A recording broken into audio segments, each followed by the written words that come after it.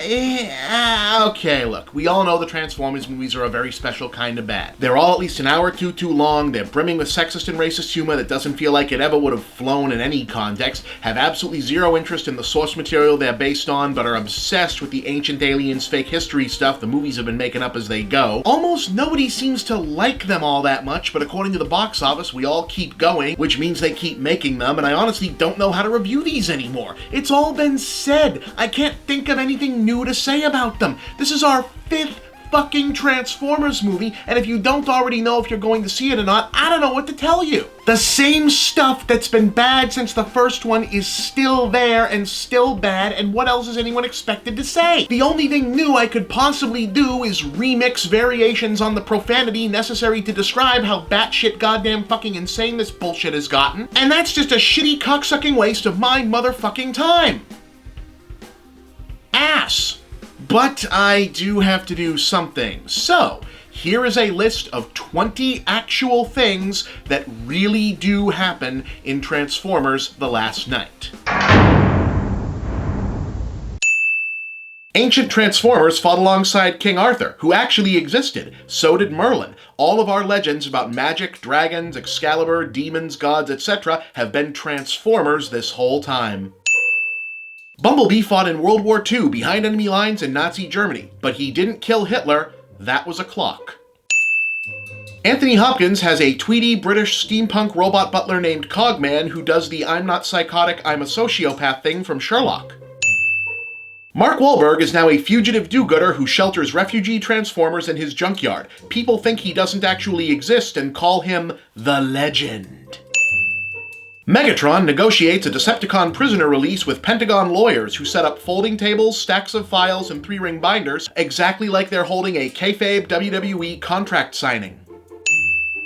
Mark Wahlberg becomes the prophesized last knight of the Round Table and gets a magic Transformer sword because he hasn't gotten laid in a really, really long time, and chastity is one of the classical virtues of a knight. Optimus Prime turns evil and renames himself Nemesis Prime. He does not undergo a noteworthy change in appearance from this, he just keeps saying, "I am Nemesis Prime," a whole lot. Remember, the proper name for his species is Transformer. One of our new main heroes is a 14-year-old streetwise Latina girl who is a Transformer repairing mechanical genius and gets all up in the Decepticons' faces a la the Fearless Girl statue. Jeez, Mike, when did you go all SJW on us? We're introduced to this new heroine when she single-handedly rescues 4 boys her own age from danger, and they are immediately rendered unable to function because they think she's hot. Ah, there he is. A major character who has no narratively reasonable business being present during a climactic action scene when asked why and how they got there responds, "I don't know." Mark Wahlberg calls a Latina woman he just met J-Lo. According to this movie, Abraham Lincoln, Frederick Douglass, Albert Einstein, Harriet Tubman, and various ancestors of Shia LaBeouf's character from the first 3 movies were members of a centuries-old secret society dedicated to keeping Transformers covered up and protecting the blood descendants of Merlin. The name of that aforementioned secret society is called the Witwickens. The Witwickens. There's an extended comedy sequence where Crosshairs loses his testosterone regulation cog and reverts to exaggerated effeminate mannerisms, which plays out as background slapstick during an unnecessarily long foreground discussion of what gender differentiation even means for the Transformers in the first place, and pays off in a deeply uncomfortable joke about hybrid cars. I just made that last one up, but admit it, you didn't know that for sure. Hot Rod is French now, and he talks and acts exactly like Pepe Le Pew. That one's real. Megatron finds Starscream's severed head and refers to him as my treacherous friend. Starscream has never actually been anything but loyal to Megatron in the movies.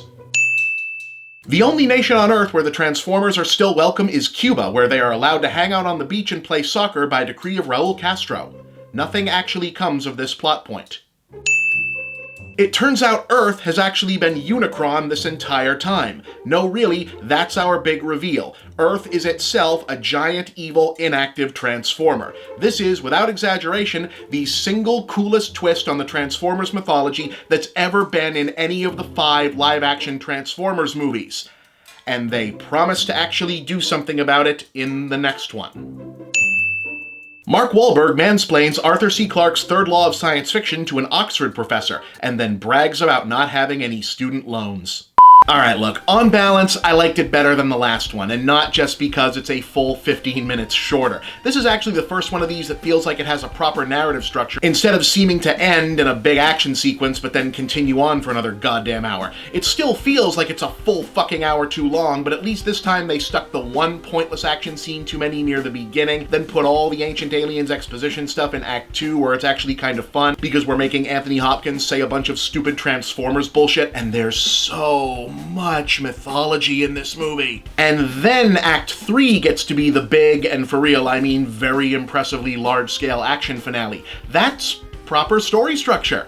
Congratulations! Also, it kind of feels like now that they've got like a decade of their own work to call back on, they've finally almost figured out how to do fan service. And like I said, the big finish this time is a hell of a thing. It's so big they actually have to pull back and shoot the Transformers in medium shot instead of trying to remind us how big they are compared to the humans, and it looks really impressive. I kept finding myself saying, wow, that is a gorgeous shot! Can every character please shut the fuck up for 5 minutes so I can enjoy this?